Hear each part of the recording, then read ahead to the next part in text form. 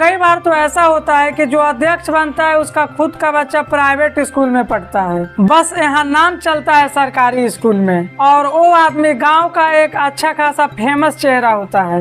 बहरहाल रेगुलर इस कमेटी की मीटिंग होना होता है कि अच्छे से सब कुछ स्कूल में ठीक ठाक चल रहा है कि नहीं, लेकिन नहीं, अध्यक्ष के चुनाव होते ही सारे लोग गायब। मीटिंग तो कभी बैठती ही नहीं, क्योंकि इन गार्जियंस के पास टाइम ही नहीं है कि गांव के स्कूल में कैसी पढ़ाई हो रही है जाके देखें, अपने बच्चे के अच्छे एजुकेशन के खातिर जाएं, मीटिंग पार्टिसिपेट करें। इसके लिए इनके पास टाइम नहीं है। लेकिन वही उसी स्कूल के पास अगर ऑर्केस्ट्रा का नाच आ जाए तो पूरा गाँव उझिल जाएगा। हर गांव में सरकारी स्कूल की कंडीशन जानबूझकर क्यों नहीं सुधारी जाती। आज सरकारी स्कूल के एजुकेशन की कंडीशन ये है कि 2022 ASER के रिपोर्ट के अनुसार ये एक संस्था है जो एजुकेशन की क्वालिटी चेक करती है ग्राउंड लेवल पर सर्वे करके। इसके रिपोर्ट के अनुसार 42.8% 5th क्लास के स्टूडेंट ही दूसरी क्लास के कहानी पढ़ने में सक्षम है। 8वीं की तो छोड़िए, मैथ की बात करें तो 56.6% ही क्लास 8 के ऐसे स्टूडेंट है जो सिंपल विभाजन यानी साधारण भाग बना पाते हैं। ये तो इंडिया लेवल का सर्वे है। वही बिहार की बात करें तो क्लास 5th के 31.4% स्टूडेंट ही दूसरी क्लास की कहानी पढ़ सकते हैं और 70% स्टूडेंट नहीं पढ़ पाते। क्लास 8 की बात करें तो 28.5% स्टूडेंट ही सिंपल विभाजन के सवाल हल कर पाते हैं और 72% स्टूडेंट नहीं सॉल्व कर पाते सिंपल भाग वाला विभाजन के सवाल को। और इसका सबसे बड़ा रीजन है कि योग्य टीचर नहीं है, उनको खुद नहीं आता जो पुराने भर्ती हैं, तो बच्चों को क्या पढ़ाएंगे। इनमें भी दो कंडीशन है, एक वो जो सच में योग्य नहीं है। THIR बिहार में प्रधानमंत्री है, कौन है? नीतीश है, लालू। सर संज्ञा का मतलब बताइए।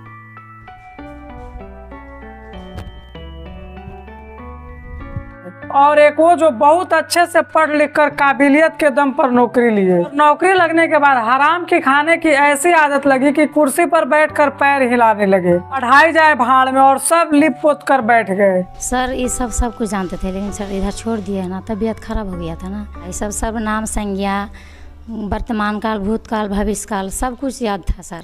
अब कभी पढ़ाने का इन्हें मन भी करे तो इनको खुद समझ में ही नहीं आएगा, तो बच्चों को कैसे पढ़ाएंगे। सिलेबस के हिसाब से कहीं पढ़ाई नहीं हो रही है। पूरा सिलेबस छोड़िए, बुक का आधा से आधा भी नहीं पढ़ा पाते सरकारी टीचर। डेली का एक ही काम, बस रोजाना आओ, हाजिरी बनाओ और घर जाओ। थोड़ा और बात करें इंफ्रास्ट्रक्चर की यानी बुनियादी ढांचा की, तो इसी ASER के रिपोर्ट के अनुसार 26% स्कूल ऐसे हैं जिनमें यूज के लिए टॉयलेट नहीं है। 18% स्कूल ऐसा था जिसमें स्कूल के अंदर पानी पीने का व्यवस्था नहीं था। अब आपको लग रहा होगा कि फंड की कमी है, तो आप बिल्कुल गलत सोच रहे हैं। नवभारत टाइम्स के रिपोर्ट के अनुसार बिहार के सरकारी स्कूल के फंड में 1200 करोड़ रुपया खर्च ही नहीं किया गया, उसी तरह पड़ा रहा। बाद में चीफ सचिव KK पाठक को इसके लिए सरकारी स्कूल के हेडमास्टरों को फटकार लगाना पड़ा। इसके बावजूद भी कुछ स्कूल के हेडमास्टर अभी भी हाथ पर हाथ रखकर बैठे रहे। इतनी लापरवाही है इन टीचरों में। इनको घर के काम और मोबाइल चलाने से स्कूल में बैठकर फुर्सत मिले तब तो।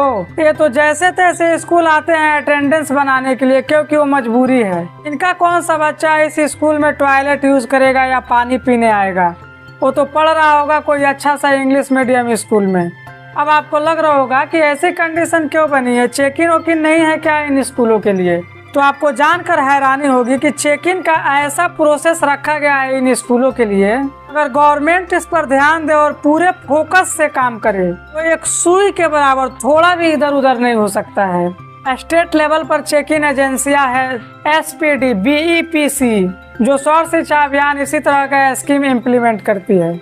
और ARP के द्वारा रेगुलर विजिटर्स है जो क्लासरूम में स्टूडेंट को ऑब्जर्व करके फीडबैक लेते हैं। और इसके बाद हर डिस्ट्रिक्ट में डिस्ट्रिक्ट एजुकेशन ऑफिसर होता है DEO, और डिस्ट्रिक्ट के सारे सरकारी स्कूल उसके निगरानी में होता है, जो रेगुलर इंस्पेक्शन की जिम्मेदारी होती है उनको। इसके बाद ब्लॉक लेवल पर BEO, ब्लॉक एजुकेशन ऑफिसर, वो ब्लॉक के अंदर सरकारी स्कूलों के निरीक्षण की जिम्मेदारी होती है, जिनको रेगुलर विजिट करके ये इंश्योर करना होता है कि क्वालिटी एजुकेशन प्रोवाइड हो रहा है कि नहीं स्कूलों में। बस इतना ही नहीं, इसके अलावा हर ब्लॉक के अंदर बहुत सारे CRCC की टीम होती है, क्लस्टर रिसोर्स सेंटर कोऑर्डिनेटर। ये 8-10 स्कूलों का ग्रुप होता है जिसके ऊपर इन स्कूलों के निरीक्षण की जिम्मेदारी होती है। अब आपको क्या लगता है कि सरकार अगर इसे फॉर्मेलिटी के लिए ना इम्प्लीमेंट करके अच्छे से काम कराए फोकस के साथ, तो सुई के बराबर भी इधर उधर हो सकता है। इसके अलावा हर स्कूल का इंडिविजुअल एक अलग अपने स्कूल मैनेजमेंट कमेटी होता है, SMC।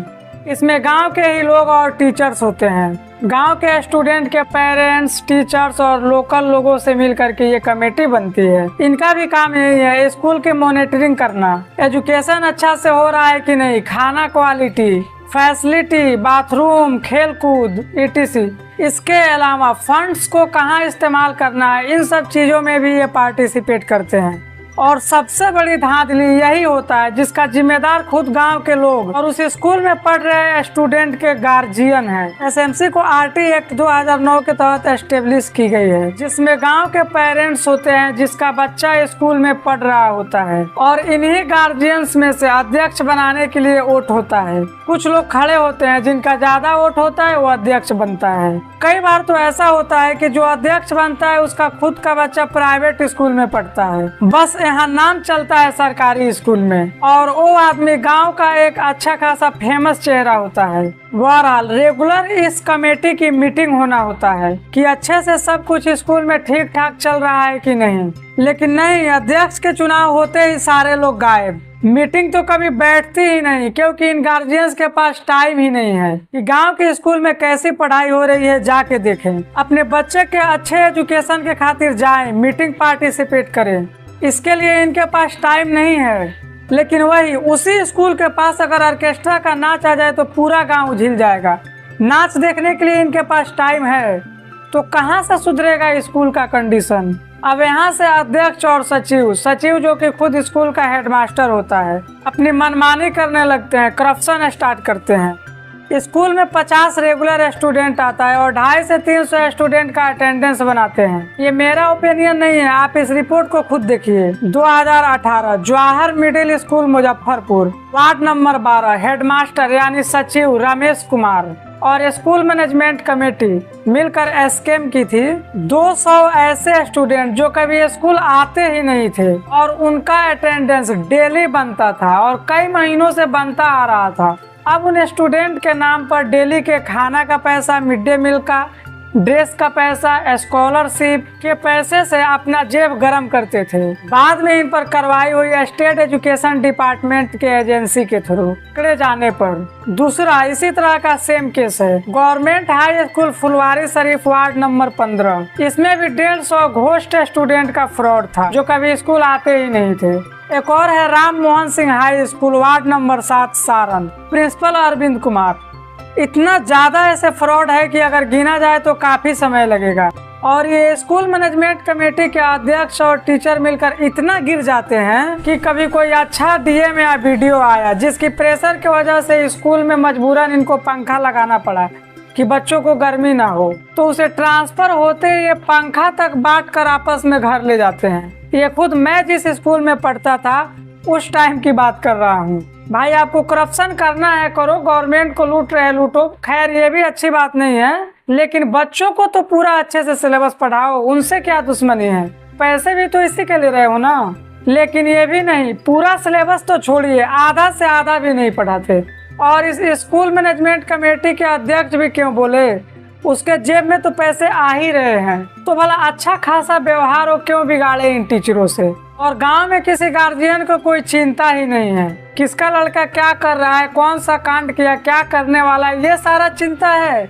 लेकिन अपने बच्चे का कैसे एजुकेशन मिल रहा है सरकारी स्कूल में, इसके लिए कोई चिंता नहीं है। अब पूछने वाला कोई है ही नहीं।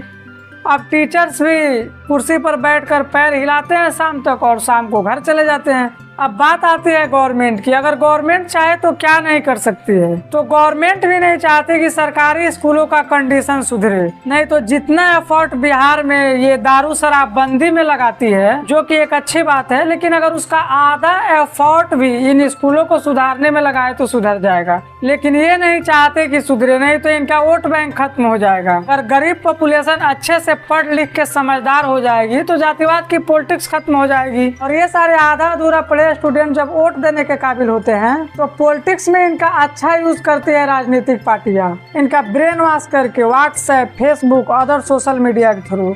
क्योंकि जो अच्छा से पढ़ा लिखा है उसके पास कोई भी गलत इन्फॉर्मेशन आएगा तो उसे उसकी ओरिजिनल वेबसाइट से या गूगल करता है और फिर उस पर सोच विचार करता है कि नहीं ये तो गलत इन्फॉर्मेशन है। और जो बिल्कुल नहीं पढ़ा है उसको तो सोशल मीडिया पे उतना लेना देना नहीं होता है, वो सिर्फ अपना वोट देता है। तो ये पॉपुलेशन भी राजनीतिक पार्टियों के लिए उतना फायदेमंद नहीं है। बट ये आधा अधूरे ज्ञान वालों के पास आप कोई भी गलत इन्फॉर्मेशन भेजो या कहीं से भी काट छांट कर कोई भी एक एडिटेड वीडियो इनके पास आता है जो इनके जाति से रिलेटेड हो, धर्म से हो या इनके इमोशन से मैच करे, तो इसे हकीकत मान बैठते हैं और काफी आसानी से गुमराह हो जाते हैं और इसे जमकर अपने कम्युनिटी में वायरल करते हैं। और इस तरह से जितने इस टाइप के कम पढ़े लिखे इस ग्रुप से जुड़े लोग हैं वो सारे गुमराह हो जाते हैं। और ये पॉपुलेशन इंडिया में 60% से भी ज्यादा है आधा अधूरा ज्ञान वाले, जो व्हाट्सएप यूनिवर्सिटी के झांसे में आसानी से आ जाते हैं और यही राजनीतिक पार्टियों के वोट बैंक बनते हैं। सबसे बड़ी रीजन यही है कि गवर्नमेंट भी नहीं चाहती कि सरकारी स्कूल की कंडीशन सुधारी जाए,